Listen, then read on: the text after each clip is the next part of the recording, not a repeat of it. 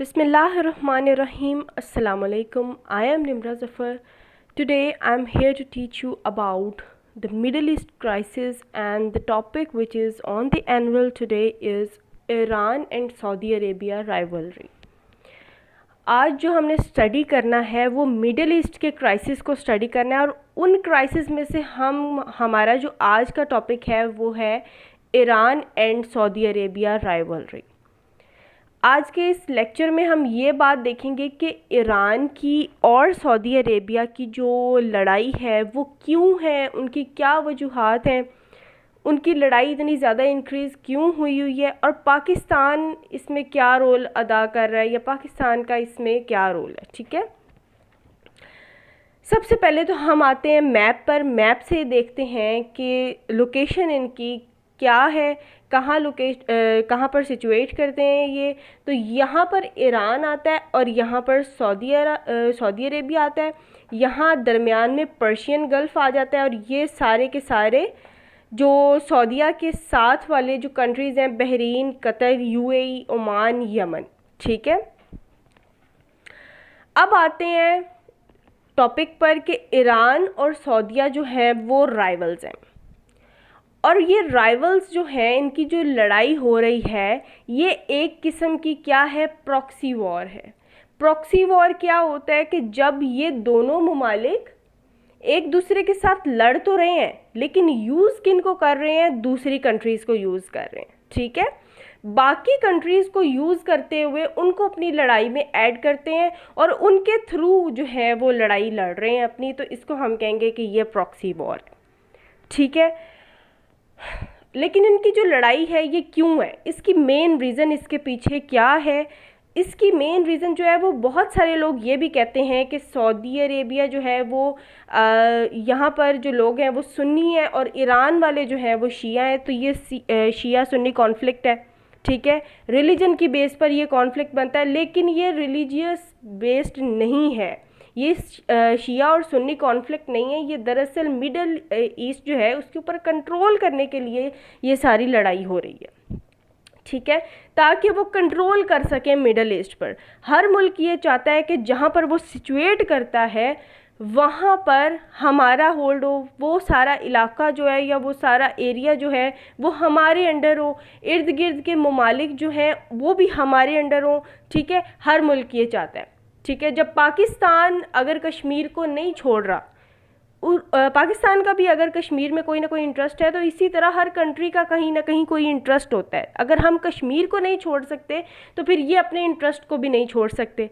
ठीक है, हर मुल्क चाहता है कि सारा कुछ मेरे को आ जाए। उसके बाद आते हैं, अब इसका हम देखते हैं बैकग्राउंड देखेंगे। सबसे पहली बात, एक बात अपने दिमाग में रखनी है कि ईरान जो है वहाँ पर भी ऑयल रिज़र्व्स हैं और सऊदी अरेबिया में भी ऑयल रिज़र्व्स हैं। ये दोनों कंट्रीज़ जो हैं ये रिच हैं ऑयल रिज़र्व्स में, ऑयल बहुत ज़्यादा तादाद में पाया जाता है और ईरान से बहुत ज़्यादा ऑयल एक्सपोर्ट भी होता है। ठीक है, स्ट्रेट ऑफ हॉर्मूज़ मैंने यहाँ पर इसीलिए मेंशन किया है कि स्ट्रेट ऑफ हॉर्मूज़ के थ्रू ये ऐसी जगह है जहाँ पर बहुत ज़्यादा ऑयल पाया जाता है और यहाँ से बहुत ज़्यादा ऑयल जो है वो एक्सपोर्ट भी होता है, इसीलिए यहाँ की इसकी इम्पोर्टेंस बहुत ज़्यादा है। अब बैकग्राउंड देखते हैं कि ये राइवलरी जो इनकी है ये कहाँ से स्टार्ट हुई थी। एक्चुअली ये स्टार्ट जो है ये बहुत पहले का है। ठीक है, 1979 मैंने स्टार्ट में मेंशन किया, 1979 से स्टार्ट हुई थी, लेकिन हम इतना पीछे नहीं जाएंगे, हम 2011 से इसको स्टार्ट करते हैं। 2011 में एक प्रो डेमोक्रेटिक वेव आई थी जिसने इजिप्ट जो है, जो कि ईरान के इस तरफ आता है, इजिप्ट में रिजीम चेंज हो गया था। ठीक है, वहाँ की गवर्नमेंट चेंज हो गई थी, और उसकी गवर्नमेंट जब चेंज हुई तो सऊदी अरब ने क्या किया, सऊदी अरेबिया ने वहाँ की जो न्यू गवर्नमेंट आई थी उसको सपोर्ट करना शुरू कर दिया। ठीक है, सपोर्ट करने के पीछे उनका क्या मकसद था सऊदी अरेबिया का, कि ये जो इजिप्ट है ये हमारे अंडर आ जाएगा, या हम इसको आहिस्ता आहिस्ता अपने सर्कल में शामिल कर लेंगे, अपने एम्बिट में इसको हम शामिल कर लेंगे, ये हमारे अंडर आ जाएगा।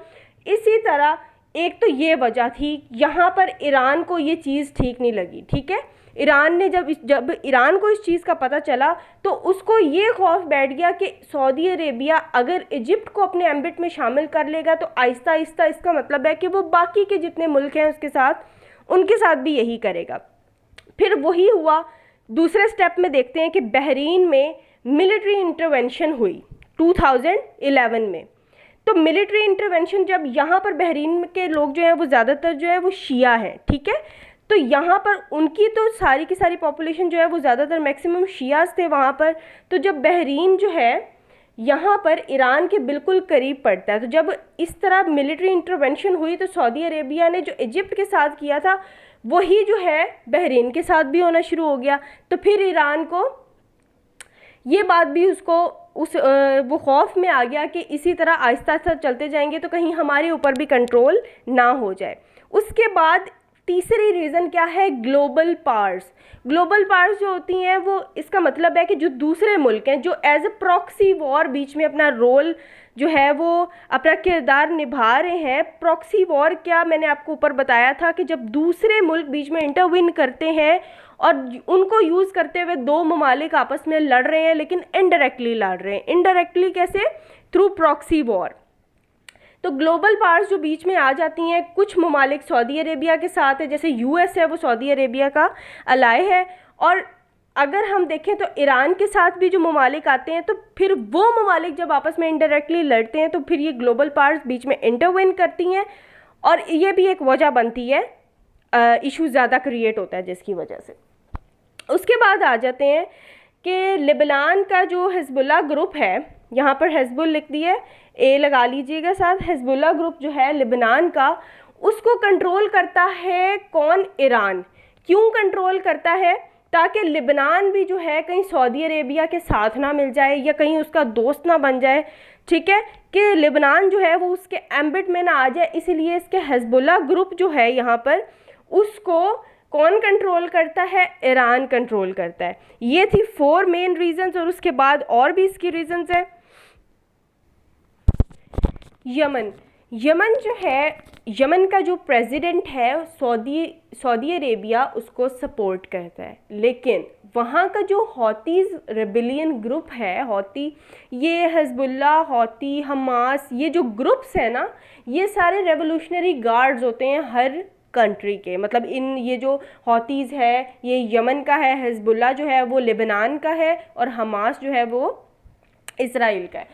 अब यहाँ पर क्या है, रेवोल्यूशनरी गार्ड्स हैं, लेकिन अब यमन जो है उसके प्रेसिडेंट को सऊदी अरेबिया सपोर्ट करता है, लेकिन वहाँ का जो हौतीज़ रेबिलियन ग्रुप है वो ईरान उसे सपोर्ट करता है। वो अब यहाँ पर एक ये भी कॉन्फ्लिक्ट आ जाता है इनके बीच में।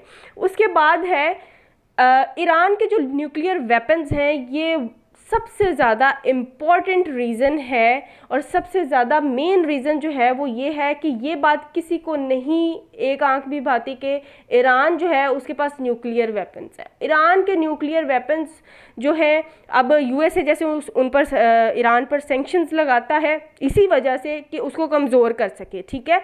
ईरान की न्यूक्लियर वेपन्स उसके पास होने की वजह से ना तो सऊदी अरेबिया इसका जो है इसकी एक राइवलरी की वजह ये भी है और ना ही यूएसए इनका साथ देता है। उसके ये तो यहाँ तक तो हम लोगों ने देख लिया 2011 तक की जो रीज़न, 2011 में जो हुआ वो रीज़न्स देख ली। अब आते हैं 2019 और 2020 का थोड़ा सा हम ओवरव्यू देखते हैं कि 2019 और 20 में ऐसी कौन सी वजूहात बनी जिनकी वजह से ये राइवलरी मज़ीद ज़्यादा और ज़्यादा सीवियर हो गई।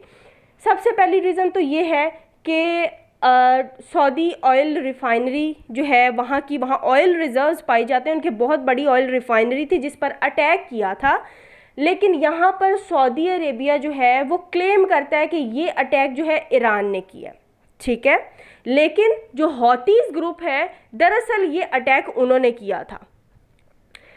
अब यहाँ पर लेकिन सऊदी अरेबिया कहता है कि अगर ये अटैक जो है वो हौतीज़ रेबिलियन ने भी किया था तो उनके पीछे कौन था, उनको सपोर्ट करने वाला कौन था, ईरान था, ठीक है। इस अटैक की वजह से सऊदी अरेबिया का बहुत बड़ा नुकसान हुआ, जिसकी वजह से एक ये रीज़न बनती है कि इनकी राइवलरी और ज़्यादा सीवियर हो गई।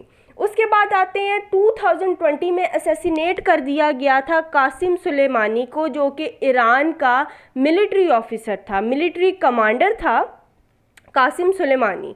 इसको असैसिनेट कर दिया गया था और ये जो है वो सपोर्टर भी था रेवोल्यूशनरी गार्ड्स का। जैसे ग्रुप्स हैं हौती रेबिलियन, हिजबुल्ला है, हमास है, इन ग्रुप्स को ये सपोर्ट करता था। इसीलिए इसको जो है मर्डर कर दिया गया था एक ड्रोन अटैक में, जो कि यूएसए की तरफ से हुआ था। और यूएसए ये बात करता था कि ये जो है आदमी ये वजह बना है हमारे बहुत सारे अमेरिकन्स के, जो है हमारे बहुत सारे अमेरिकन्स मारे गए, इसीलिए हमने इसे असैसिनेट किया। ये असैसिनेट हो गया था 2020 में, जो कि एक मिलिट्री कमांडर था ईरान का। तो एक ये बहुत बड़ी वजह बन गई ईरान की और जो है सऊदीया की और यूएसए की भी राइवलरी में। अब लास्ट पे हम आते हैं कि रोल ऑफ पाकिस्तान। अब ये जो अब पाकिस्तान के जो ताल्लुकात हैं यहाँ पर हमने वो देखने हैं। पाकिस्तान के जो रिलेशंस हैं वो यूएसए के साथ भी हैं, वो सऊदी अरेबिया के साथ भी हैं और वो ईरान के साथ भी हैं। पाकिस्तान इन तीनों कंट्रीज़ में से किसी के अगेंस्ट नहीं जा सकता। तो पाकिस्तान का यहाँ पर रोल क्या है कि वो सिर्फ और सिर्फ एज ए मीडिएटर यहाँ पर एक्ट कर सकता है, एज ए मीडिएटर अपना रोल प्ले कर सकता है। ना वो इधर का है ना वो उधर का है, वो किसी के साथ भी मतलब कि मिलकर किसी दूसरी कंट्री को नुकसान नहीं पहुंचा सकता।